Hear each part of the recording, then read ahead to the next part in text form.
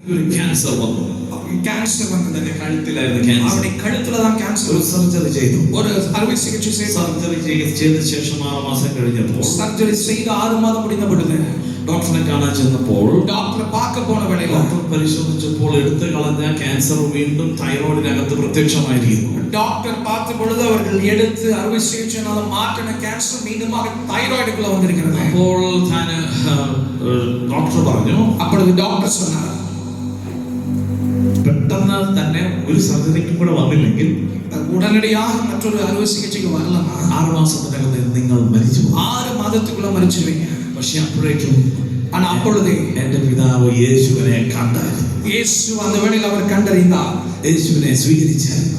യേശുவை ஏற்றுக்கொண்டார். യേശുവിന്റെ ശിഷ്യനായി തീർന്നായിരുന്നു. യേശുവിന്റെ ശിഷ്യനാக മാറിவிட்டார்.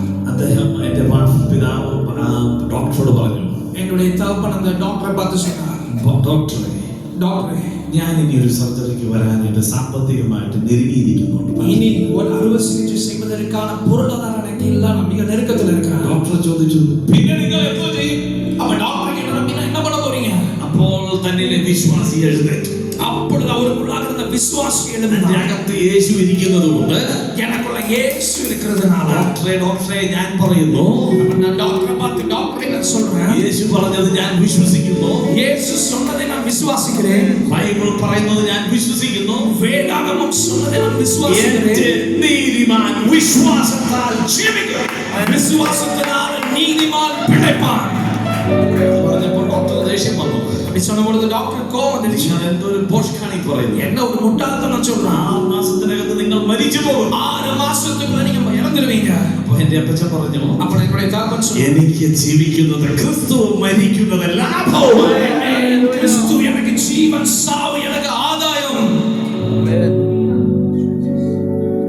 എന്റെ നീതിമാൻ വിശ്വാസത്താൽ ജീവിക്കും. விசுவாசத்தினால நீதிமான் பிழைப்பான்.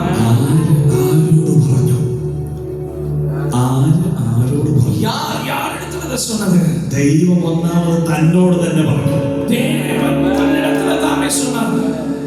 എന്നെ കുറിച്ചും നിന്നെ കുറിച്ചും ദൈവത്തിന് ഒരു പ്രതീക്ഷയുണ്ട്. என்னை குறித்தும் உங்களை குறித்தும் தேவனுக்கு ஒரு திட்டம் இருக்கு. വിശ്വാസത്താൽ ജീവിക്കും. விசுவாசத்தினால ஜீவி பிழைப்பான். വിശ്വാസത്താൽ ജീവിക്കും. நான் விசுவாசத்தினால பிழைப்பேன். പിന്നെ ദൈവം പിശാചിനോട് പറഞ്ഞു, அதுக்கப்புறம் பிசாசை பார்த்து சொன்னார், എന്റെ നീതിമാൻ വിശ്വാസത്താൽ ജീവിക്കും. விசுவாசத்தினால நீதிமான் பிழைப்பான். പിന്നെ നീതിമാനോട് തന്നെ പറഞ്ഞു, அப்புறம் நீதிமானை பார்த்து சொன்னார், നീ കേട്ടോ, എന്റെ നീതിമാൻ വിശ്വാസത്താൽ ജീവിക്കും. நீ கேளு, இந்த நீதிமான் விசுவாசத்தினால பிழைப்பான். ദൈവം ലോകത്തോട് പറഞ്ഞു, தேவன் உலகத்தை பார்த்து சொன்னார், വേണേ നോക്കി കണ്ടോ, வேணும்னா பார்த்து கவனித்துக்கொள், എന്റെ നീതിമാൻ நீதிமானாகிய நான் വിശ്വാസത്താൽ ജീവിക്കും. விசுவாசத்தினால் பிழைப்பேன். അതുകൊണ്ട് യേശു പറഞ്ഞു, ஆகையால் இயேசு சொன்னார், വിശ്വസിച്ചാൽ നീ മഹത്വം കാണും. விசுவாசித்தால் நீ தேவனுடைய மகிமையை காண்பாய். ആ മഹത്വം നമ്മളിൽ വെളിപ്പെടുവാൻ அந்த மகிமை நம்மிலிருந்து வெளிப்படும்படியாக കർത്താവായ യേശു ക്രിസ്തു ക്രൂശിൽ മരിച്ചു. ஆண்டவராகிய இயேசு கிறிஸ்து சிலுவையில் மரித்தார். അവൻ മഹത്വത്തിന്റെ പ്രത്യാശയായ ക്രിസ്തു സഭയ്ക്കകത്തിരുന്ന് വാഴുന്നു. மகிமையின் நம்பிக்கையாகிய கிறிஸ்து சபைக்குள்ளாக இருந்து அவர் ஆளுகை செய்கிறார். അതുകൊണ്ട് നീ atheist ആകാതെ ദൈവത്തെ സ്തുതിക്കുക. ஆகையால் நீ கடவுளை நம்பாதவனாக இருந்தால் அவரை துதி. നിന്നെ കാണുന്നവർ പറയട്ടെ, ദൈവമഹത്വം നിന്നിൽ ഞാൻ കാണുന്നു. உன்னை பார்க்கிறவன் சொல்லட்டும், தேவனுடைய மகிமையை நான் உன்னில பார்க்கிறேன். ഹല്ലേലൂയ. ஹல்லேலூயா. അപ്പച്ചൻ പറഞ്ഞു, ഇനി മേലാൽ ഒരു വിക്സ് പോലും തേക്കത്തില്ല. என்னுடைய தகப்பன் சொன்னார், இதுக்கப்புறம் நான் ஒரு விக்ஸ கூட தடவ மாட்டேன். എനിക്ക് ഇച്ചിരി ഡയബറ്റീസ് കൊണ്ട് ഞാൻ മരുന്ന് കഴിക്കുന്നുണ്ട്. எனக்கு கொஞ்சம் சக்கரை நோய் இருக்கு, கொஞ்சம் மருந்து சாப்பிட்டேன். പക്ഷെ എന്റെ അപ്പച്ചൻ അങ്ങനെ ആയിരുന്നില്ല. ஆனா என்னுடைய தகப்பன் அப்படி இருக்கல.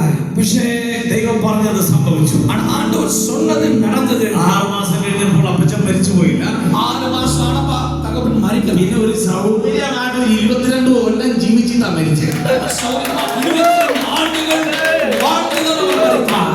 എന്റെ നീതിമാൻ വിശ്വാസത്താൽ ജീവിക്കും. நீதிமான்